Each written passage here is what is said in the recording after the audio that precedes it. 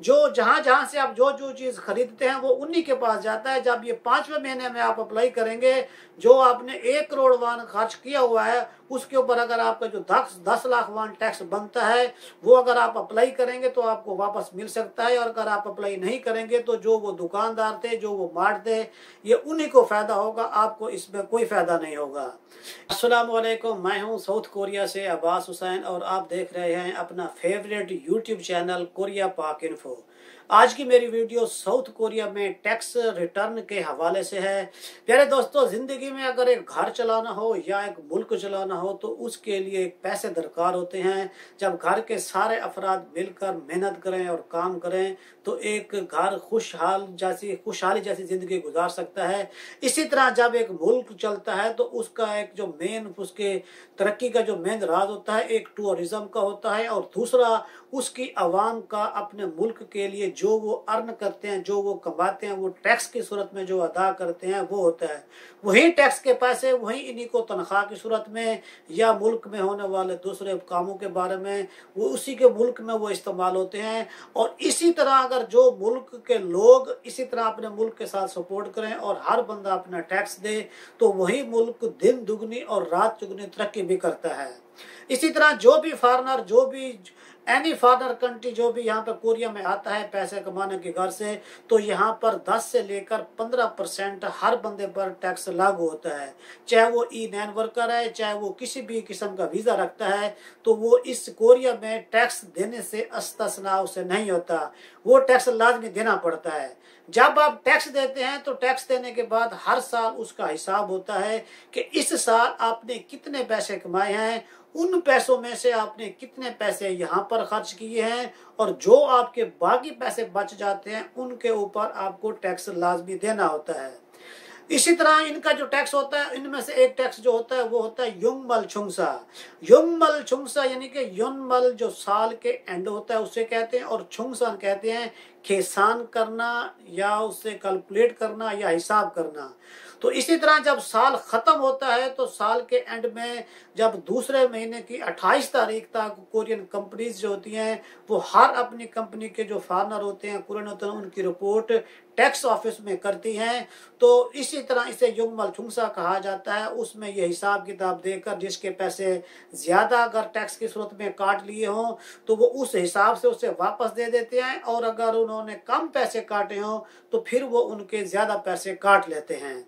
लेकिन यहाँ पर जो ई-9 वर्कर होते हैं, जो यहाँ पर काम करते हैं, किसी भी कंपनी में काम करते हैं, यहाँ पर हम लोगों से एक बहुत बड़ी मिस्टेक होती है कि हम जब ये हिसाब होता है तो हम लोगों ने जो टैक्स डिपार्टमेंट है कोरिया का, जिसकी साइट है www.hometax.go.kr, वहां पर हम लोगों ने कभी अपनी आईडी बनाई ही नहीं होती। हमें चाहिए कि इसके ऊपर अपने आप को रजिस्टर्ड करें, हेवन गाइब की अपनी आईडी बनाएं।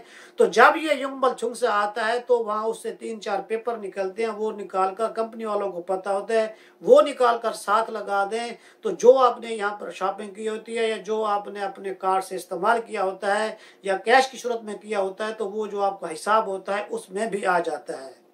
और इस तरह अगर जो लोग इस तरह का नहीं करते, जिन लोगों को अभी तक पता नहीं है, तो इसके बाद जब ये अप्रैल का महीना आता है तो अप्रैल में जिस तरह एक आम बंदे के जो हिसाब किताब होता है, इसी तरह कोरिया में रहने वाले हर उस कंपनी का, हर उस दुकान का भी ये टैक्स ऑफिस को अपना हिसाब देते हैं, जो 31 मार्च तक इन्हें देना होता है। इस 31 मार्च में अगर आपके पास कार्ड है और किसी दुकान से जाकर आप कोई सामान लेते हैं तो वही सामान जो आपको स्लिप मिलती है, तो वो उस दुकानदार जो आपसे जो आप कार्ड मारता है, जो स्लिप अपने पास भी रखता है, तो वो उसी स्लिप का चौथे महीने में टैक्स ऑफिस को जवाब देता है कि मेरे पास फलाने दिन ये बंदा आया था और इसने ये सामान लिया था और उसका ये टैक्स मिला था।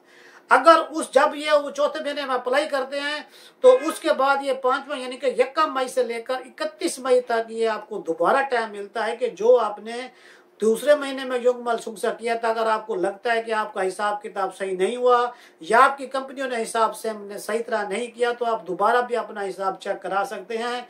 तो लिहाजा आप लोगों को, अगर आप लोगों ने आईडी नहीं बनाई हुई और जो आईडी के जरिए कंपनी वाले अप्लाई करते हैं, बाज़ औक़ात कंपनी वाले करते भी हैं और बाज़ औक़ात कंपनी वाले नहीं भी करते, अगर नहीं करते तो आप इस महीने में यानी कि 1 मई से लेकर 31 मई के दरमियान खुद जाकर आप ये शीशों में, जो कोरिया का शीशों सिटी हॉल होता है वहाँ पर, या जो सेगम सामुसू का ऑफिस होता है वहाँ जाकर आपको खुद अप्लाई करना पड़ेगा।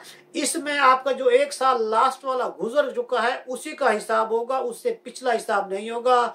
और इसमें कंपनी की कोई मुदाखलत नहीं होती, ना वो कंपनी आपको दे सकती है, ना ही कंपनी को आप कुछ रोक सकती है। आप खुद जाकर अप्लाई करेंगे तो ये आपको मिल सकता है। अगर आप खुद अप्लाई नहीं करेंगे तो जो दुकानदार वो टैक्स की सूरत में जो अप्लाई वहां का अपनी रिपोर्ट बताते हैं, अगर आप अप्लाई नहीं करेंगे तो वो टैक्स वाले पैसे उन जो कोरियन फैक्ट्री मालकान, कोरियन जो फैक्ट्री मालकान है या जो खागे वाले हैं, वो पैसे उन्हीं को बच जाते हैं। तो लिहाजा हर बंदे को इस टैक्स के लिए अप्लाई करना चाहिए। इस टैक्स को चुंगब सोदुक से बोलते हैं। इसके लिए जब आप अप्लाई करने के लिए जाएंगे किसी परेशानी की जरूरत नहीं होती। फकत आपका आईडी कार्ड हो और आपकी कंपनी की साबचे की कॉपी हो तो बेहतर है। अगर ना हो तो वो सिर्फ आपका जो कंपनी का साबचा नंबर है वो हो तो वो भी काफी है। और आपका बैंक अकाउंट हो तो वो आप अप्लाई कर देंगे। अप्लाई करने के बाद 1 महीने से 2 महीने के अंदर अगर आपका जो आपने यहाँ पर शॉपिंग वगैरह की है, जो हिसाब किताब है, अगर आपके पैसे बचते हैं तो वो आपके अकाउंट में ऑटोमेटिक आ जाएंगे। अगर आपने दूसरे महीने में वो आईडी बनाकर वहां से भी हिसाब कराया है फिर भी, और अगर आपने उसके जरिए नहीं भी कराया तो फिर भी आपको ये अप्लाई करना चाहिए। और इसके अलावा अगर आपने कार्ड के बगैर कोई चीज, मकान का आपने किराया दिया है या किसी और जगह इस्तेमाल किया है और उसकी आपके पास स्लिप या रसीद हो, तो वो जब जाएंगे अप्लाई करने के लिए तो वो आप साथ दिखाएंगे कि ये भी मैंने पैसे खर्च किए हुए हैं, तो इनका भी साथ हिसाब दें। तो वो भी आपका हिसाब करके जो टैक्स का आपने दिया होगा उस टैक्स में से आपको पैसे वापस मिल जाएंगे।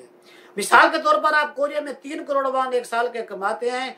1 करोड़ वान अगर आप यहाँ पर खर्च करते हैं, 2 करोड़ वान का आप जो टैक्स देते हैं, जो कंपनी वाले भी काट लेते हैं, और आप जो 1 करोड़ वान खर्च कर चुके हैं उसके ऊपर भी टैक्स होता है। वो टैक्स 10 से 12% होता है। जो जहां से आप जो चीज खरीदते हैं वो उन्हीं के पास जाता है। जब ये 5वें महीने में आप अप्लाई करेंगे, जो आपने 1 करोड़ वान खर्च किया हुआ है उसके ऊपर अगर आपका जो 10 लाख वान टैक्स बनता है वो अगर आप अप्लाई करेंगे तो आपको वापस मिल सकता है। और अगर आप अप्लाई नहीं करेंगे तो जो वो दुकानदार थे, जो वो मार्ट थे, ये उन्हीं को फायदा होगा, आपको इसमें कोई फायदा नहीं होगा। इसके लिए आपको खुद जाकर अप्लाई करना पड़ेगा, कोई मुश्किल नहीं है। और इसकी जो आईडी बनती है वो भी मैं आपको नेक्स्ट वीडियो में आपको बता दूंगा कि इसकी ये आईडी किस तरह बनती है। आप वो आईडी बना लें और उसके बाद हर साल ये 5वें महीने में जाकर अप्लाई करें। तो अगर आपके पैसे बचते हैं, जो आपने शॉपिंग की हुई है, चाहे कैश की सूरत में, चाहे अपने कार्ड की सूरत में, चाहे आपने अपने क्रेडिट कार्ड की सूरत में, तो वो सारे का सारा जो हिसाब करके जो आपके पैसे बनते हैं वो सारे के सारे आपको वापस मिल सकते हैं। कोरिया में ये बहुत अच्छा कानून है। क्योंकि हमें लोगों को मालूमात की कमी नहीं होती, लिहाजा हम इसके लिए कोशिश नहीं करते। और इसके लिए अगर हम कोशिश करेंगे तो हमें ये मिल सकते हैं, अगर हम कोशिश नहीं करेंगे तो वो हमारे ज़ाया हो जाते हैं। जबकि इसके अलावा जो दूसरे टैक्स हैं, पिछले 3 साल के, 4 साल के, 5 साल के, वो एक अलहदा प्रोसेस है। उनके ऊपर मैंने तफसील से वीडियो बनाई हुई है, वो भी आप इस वीडियो की डिस्क्रिप्शन में जाकर देख सकते हैं कि वो 4-5 किस्म के ऐसे टैक्स हैं कि हर बंदा अप्लाई करे, हर बंदे को मिल सकता है। अगर आपको ये वीडियो अच्छी लगी है तो अपने दोस्तों तक लाजमी शेयर करें।